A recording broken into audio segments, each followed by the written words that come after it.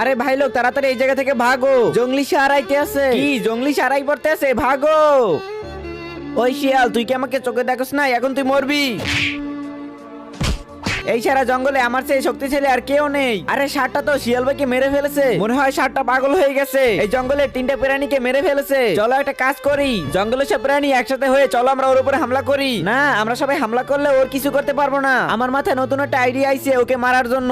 শের ভাই, তুমি খুনি পাখিকে নিয়ে ওইখানে যাও, আমি আসতে আসি। আরে ঘোড়া ভাই, তোমরা কি জানো জঙ্গলে নতুন একটা ষাঁড় আইছে, আগের ষাঁড়ের চেয়ে অনেক ভয়ঙ্কর ষাঁড়। কি আমার থেকে অনেক ভয়ঙ্কর? কই সে? হ্যাঁ, তোমাকেও মারতে পারে। আচ্ছা ঠিক আছে, আমাকে দেখা ও কই, আমি ওকে এখনই মারবো। হে আল্লাহ, যে এই পবিত্র কোরআন শরীফটি দেখার পর ভিডিওতে লাইক দিয়ে চ্যানেলটি সাবস্ক্রাইব করে দেবে, তার সকল মনের আশা যেন পূরণ হয়ে যায়। লাইক সাবস্ক্রাইব না করলে বুঝে নেব তুমি এই কোরআনকে ভালোবাসো না। আর কমেন্টে আল্লাহু আকবার লিখে যাও। ষাঁড় কোথায় আমাকে বলো। ওই গুহার ভিতরে, আজকেও শেষ দিন। আরে আমাকে মেরে ফেলছে, বাঁচাও। ইয়েস, এখনো মরে যাবে।